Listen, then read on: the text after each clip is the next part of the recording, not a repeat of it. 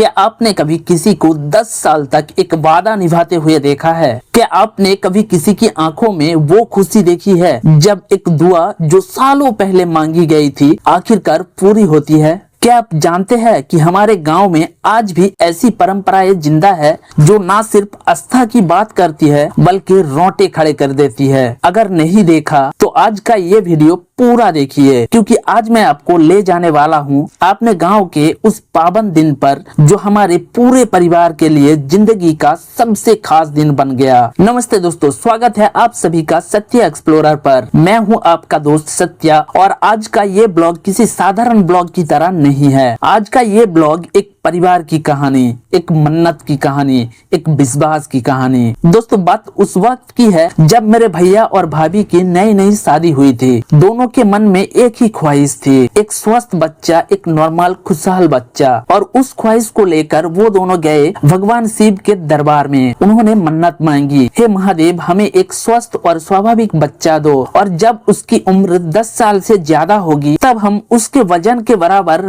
फल तुम्हारे चरणों में चढ़ाएंगे। भगवान ने सुना, भतीजा आया, स्वस्थ आया, हंसता खेलता आया, और आज उसकी उम्र 10 साल से ज्यादा हो गई है। आज है नील पूजा का पावन दिन और आज वो मन्नत उतरने का वक्त आ गया। पूरा परिवार एक साथ अपने गांव के शिव मंदिर की तरफ चल पड़ा है और मैं आपके लिए इस पूरे दिन को कैमरे में कैद करने निकला हूँ। तो चलिए शुरू करते हैं सत्या एक्सप्लोरर का ये यादगार सफर। दोस्तों, एक पल के लिए रुक कर सोचिए, 10 साल तक एक वादा दिल में संभाल कर रखना ये आसान नहीं होता। जब भतीजा छोटा था तब हर साल नील पूजा आती थी और भैया भाभी सोचते थे अभी नहीं, अभी उम्र पूरी नहीं हुई। जब भतीजा बीमार पड़ता था तो मन में एक डर भी होता था। जब भतीजा धीरे धीरे बड़ा होता गया तो उस मन्नत की याद और गहरी होती गई। और दोस्तों, एक और चैलेंज था, भतीजा के वजन के बराबर फल चढ़ाना ये कोई छोटी बात नहीं है। एक 10 साल के बच्चे का वजन होता है करीब 30-35 किलो, यानी 30-35 किलो फल भगवान के लिए। इसकी तैयारी करनी थी, परिवार को एकजुट करना था और सबसे बड़ी बात, उस पल को सच्चे दिल से जीना था। ये सब था उस दिन का असली चैलेंज। सुबह करीब 9-9:30 बज रहे थे। हम सब घर से निकले, भैया भाभी, भतीजा, माँ, मेरे बीबी और मैं सत्या।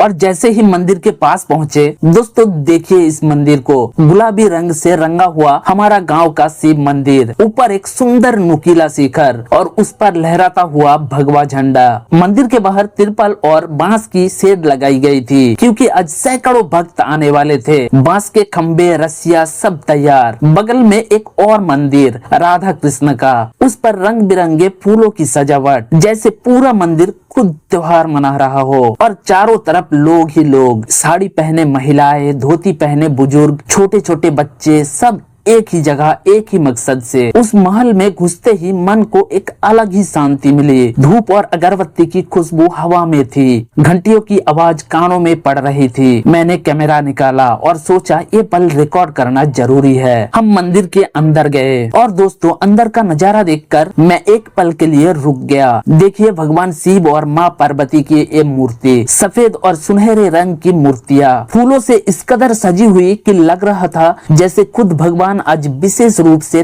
तैयार होकर बैठे हैं। सफेद, लाल, पीले फूलों की मालाएं, गेंदे के फूल, गुलाब, और बीच में भगवान शिव, एक हाथ में डमरू और नंदी उनके साथ। और उस मूर्ति के सामने खड़े थे भैया और भाभी, हाथ जोड़े हुए, आंखें बंद, होठों पर शायद वही प्रार्थना जो 10 साल पहले मांगी थी। मैंने वो पल कैमरा में लिया, लेकिन सच कहूँ तो उस पल को कैमरे से ज्यादा मेरी आंखों ने याद किया। और फिर आया वो पल जिसके लिए हम 10 साल से इंतजार कर रहे थे। भतीजे को तराजू पर खड़ा किया गया, वजन नापा गया और फिर उतने ही वजन के फल एक एक करके भगवान शिव के चरणों में रखे गए। केले, आम, अनार, नारियल, जो भी उपलब्ध था सब चढ़ाया गया।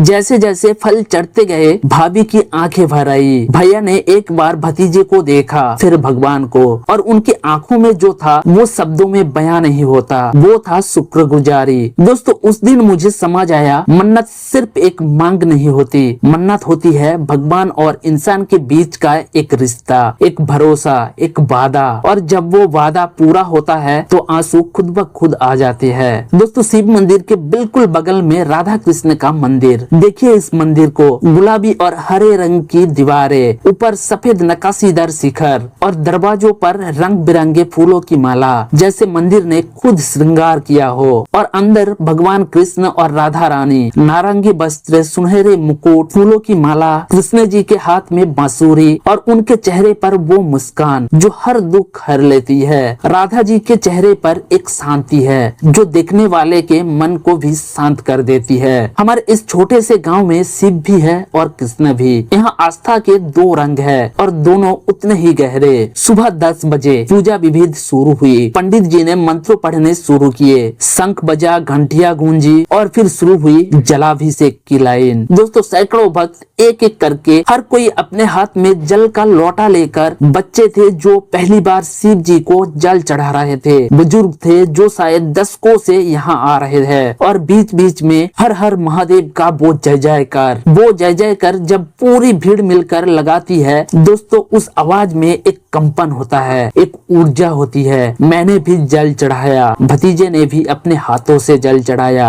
यह सिलसिला चला दोपहर के 2 से 2:30 बजे तक, 2.5 घंटे लगातार बिना रुके। और एक पल के लिए भी भक्तों की लाइन खत्म नहीं हुई। महादेव की महिमा ही ऐसी है, जब बुलाते हैं तो लोग खींचे चले आते हैं। दोस्तों, अब मैं आपको बताने वाला हूँ उस चीज के बारे में जो मैंने आज तक किसी ब्लॉग में नहीं देखी, जिसे देखकर मेरी सांसें रुक गई, जिसे देखकर भीड़ में खड़े सैकड़ों लोगों का दिल एक पल के लिए धड़कना भूल गया। शाम के 4 साढ़े 4 बज रहे थे। मैदान में बांस की एक ऊंची स्ट्रक्चर खड़ी की गई थी। देखिए इस स्ट्रक्चर को, कितनी ऊंची, कितनी मजबूत, करीब 20-25 फीट ऊंची है। इसे कहते हैं भारा, और उसके ऊपर से शुरू होने वाला है झांप। बंगाली में झांप का मतलब होता है कूदना या फिर छलांग लगाना। सन्यासी बांस की उस ऊंची स्ट्रक्चर पर चढ़ गए और फिर सैकड़ों भक्त ने जो फल भगवान शिव की चरणों में चढ़ाया था, वही फल ऊपर से नीचे फेंकने लगे। नीचे खड़े सैकड़ों लोग उन फलों को पकड़ने के लिए दौड़ रहे थे, क्योंकि माना जाता है इस झांप का फल जो खाए उसके सारे दुख मिट जाते हैं, सारी मनोकामनाएं पूरी होती है। लेकिन दोस्तों, असली क्लाइमैक्स अभी बाकी था। नीचे रस्सी के झूले पर एक चद्दर बिछाई गई थी। उस चद्दर पर रखा था केले के तने का आधा हिस्सा, और उस तने के ऊपर रखा गया लोहे का धारदार औजार। हाँ, 5-6 धारदार छुरा। भीड़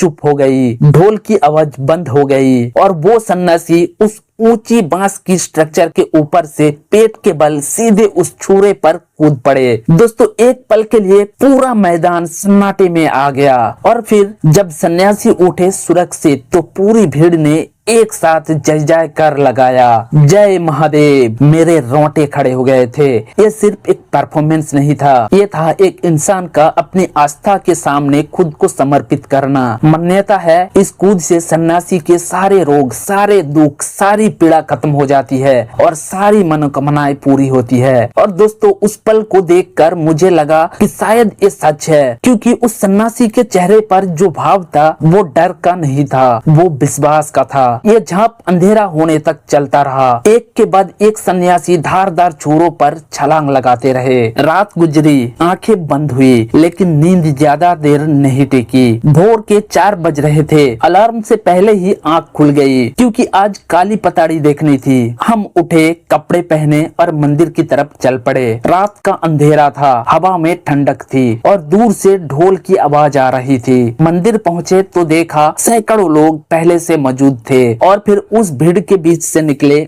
काली पताड़ी। दोस्तों, देखिए इस माँ काली के रूप को। काला रंग, नीली साड़ी, लाल बॉर्डर, गले में लाल हरे फूलों की माला, सर पर सुनहरा मुकुट और उस पर हरी पत्तियां, पैरों में घुंघरू। ये थी माँ काली का रूप। पहले उनकी पूजा हुई, विशेष मंत्र पढ़े गए, और मान्यता है उस पूजा के बाद उनके अंदर माँ काली प्रवेश करती है। और फिर शुरू हुआ वो नृत्य। इस विशेष नृत्य को बंगाली में पताड़ी नाच बोलते हैं। दोस्तों, वो नृत्य देखकर मैं बता नहीं सकता कि मुझे क्या महसूस हुआ। उनकी आंखें अलग थी, उनकी हरकतें अलग थी, वो अपने होश में नहीं था, ये साफ दिख रहा था। ढोल की थप के साथ वो नाचते रहे, घूमते रहे, चारों तरफ भीड़, लेकिन सब खामोश, सब बस देख रहे थे। दोस्तों उस पल में, उस भोर में, उस अंधेरे में मुझे पहली बार सच में महसूस हुआ कि कुछ चीजें हैं जो हमारी समझ से परे है, कि आस्था तर्क से बड़ी होती है, कि विश्वास दिखता नहीं लेकिन महसूस होता है। दोस्तों इस पूरे दिन में सुबह से लेकर भोर तक मैंने बहुत कुछ देखा। एक मन्नत को पूरा होते देखा, एक परिवार की खुशी देखी, झांप में हजारों इंसानों को अपनी आस्था के लिए खुद को समर्पित करते देखा। काली पताड़ी में कुछ ऐसा देखा जो शायद कैमरा में पूरी तरह कैद नहीं हो सकता। और इन सब के बीच मैंने एक चीज सबसे गहराई से महसूस की, हमारे गांव, हमारे परंपराएं, हमारी आस्था ये कोई पुरानी बात नहीं है, ये जिंदा है आज भी, अभी भी। और जब तक इस देश में ऐसे गांव है, ऐसे लोग हैं, ऐसे परंपराएं हैं, तब तक इस देश की आत्मा जिंदा है। जय महादेव, हर हर महादेव। दोस्तों अगर आज का ये ब्लॉग देखकर आपके मन में भी कुछ महसूस हुआ, अगर इस मन्नत की कहानी ने आपको छुआ, अगर झांप और काली पताड़ी ने आपके रोंगटे खड़े किए, तो अभी इस वीडियो को लाइक करें, सत्या एक्सप्लोरर को सब्सक्राइब करें और बेल आइकन जरूर दबाएं, ताकि ऐसे हर जिंदगी से जुड़े वीडियो सबसे पहले आप तक पहुंचे। और कमेंट में बताइए, क्या आपके परिवार में भी कभी ऐसी कोई मन्नत मांगी गई है? क्या वो पूरी हुई? नीचे कमेंट में जरूर शेयर करें, मैं हर कमेंट पढ़ता हूँ। और हाँ, ये वीडियो अपने उन दोस्तों को भी शेयर करें जो हमारी भारतीय संस्कृति और परंपराओं से प्यार करते हैं। मिलते हैं अगले वीडियो में एक नई कहानी के साथ, एक नए सफर पर। तब तक खुश रहिए, स्वस्थ रहिए। जय महादेव, हर हर महादेव।